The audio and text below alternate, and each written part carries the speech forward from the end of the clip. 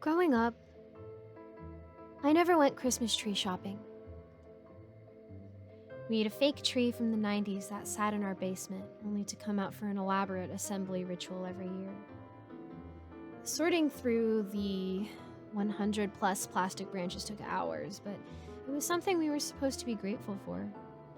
Just be glad you're not out in the freezing weather or trying to haul a 50-pound tree up onto the roof of the car, my mom would say. When I moved into a place of my own, though, I decided to put an end to this nonsense. We're going to get a real tree this year, I told my boyfriend Robert. We only had a 600 square foot apartment, but I was determined. We'd get a tiny, skinny little thing to rival Charlie Brown's if we had to. So one December evening, we went out over to the local farm to choose our tree.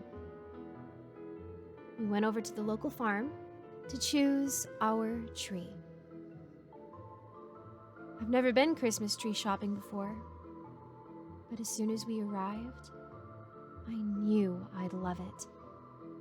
Pre-cut trees were lined up in every row, each held upright by its own stand, spaced so close on the grass that they formed a dense forest.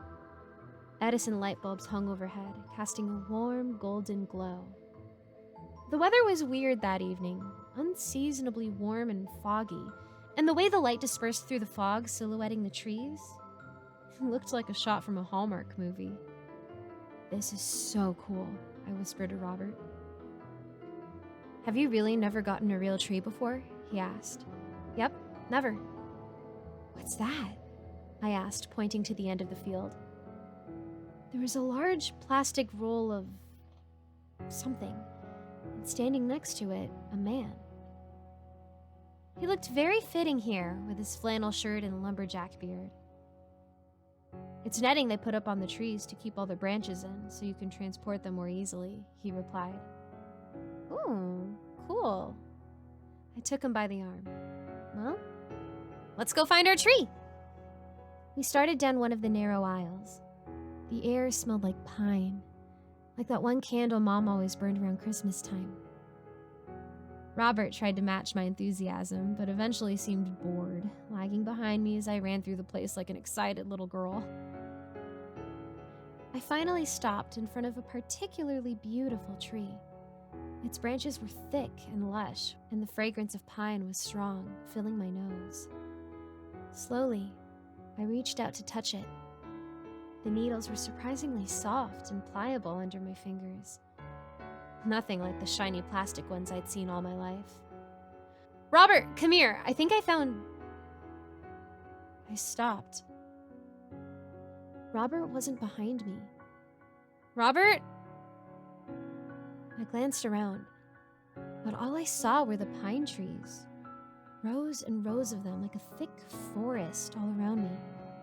The light bulbs buzzed above my head, their soft golden glow dispensing in the thick fog. "Robert, where are you?" I hurried down the aisle, needles scraping at my jacket. He couldn't have gone far. Probably started looking at memes on his phone and didn't even notice I was miles ahead of him. "Robert!" I called again. No answer. No answer. I pulled out my phone and shot off a text. "Where are you?" When no reply came, I sighed angrily and continued towards the Raleigh netty things. Maybe he was waiting for me there. But my sense of direction must have messed up, because when I rounded the corner, there were just more trees. I pulled out my phone to call him, and that's when I heard the footsteps. Oh, thank goodness! I whipped around, trying to pinpoint the source. And then I saw it. A flash of motion between the trees. It wasn't Robert. It was the lumberjack guy that I'd seen standing next to the netting. He was in the next aisle over, slowly, methodically walking through the grass, as if looking for something. Maybe I can ask him if he saw Robert. I hurried down the aisle until I was several feet behind him, running parallel. I sucked in a breath and stopped dead. Something was swinging from his hand. Something heavy, glinting gold in the light strung above our heads. An axe. I stood frozen watching him until he turned the corner and disappeared among the trees. Of course. Of course he would have an axe. That's how they cut down trees, right? Never mind that these trees had already been cut down. Maybe he needed to... I don't know, trim them or something. Maybe... A scream echoed out on the... A scream echoed out on the other end of the field. My heart plummeted. Instinctually, I lurched forward to run towards the scream to see if it was Robert. Except I couldn't. I looked down to see that the bell bottom of my jeans was snagged on one of the needly branches. Oh, come on! I quickly reached down and unhooked it from my pants, and then I took off running down the aisle. But the aisle seemed so much narrower than before. I couldn't run that fast with the branches reaching in from both sides, clawing at my legs. A corner lay up ahead and I came to it. I prayed I'd see the parking lot at the other end with Robert waiting for me. I didn't. Ahead of me, there were just more trees. There were more trees. Like I was stuck in some sort of Christmas tree maze, like they were rearranging themselves to block off all exits. And the aisle was impossibly narrow now. I had to stop running so that I wouldn't trip over the branches extending into the path. The progress was slow, but I kept going, leaping over branches, needles scratching at my face, snagging on my jacket. And then I heard a sound.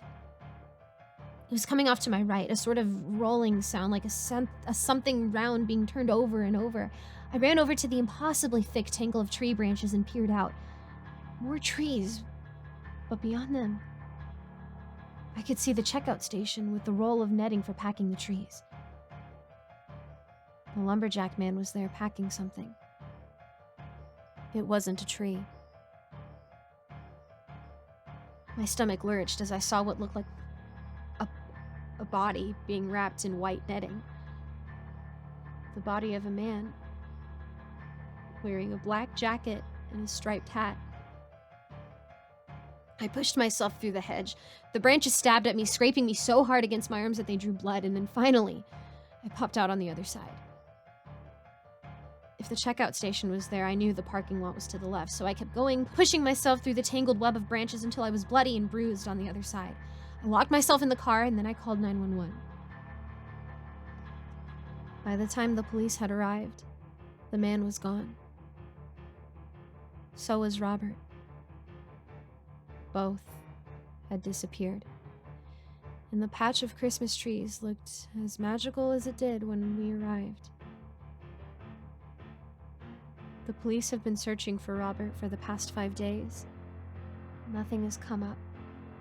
No evidence, no clues, no body. I know in my heart that he isn't here with us anymore.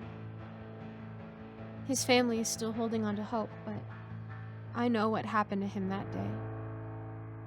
Sometimes, I wonder if there's a reason we haven't found his body yet. Maybe he was put in that netting for a reason. Maybe. That farm doesn't only sell trees.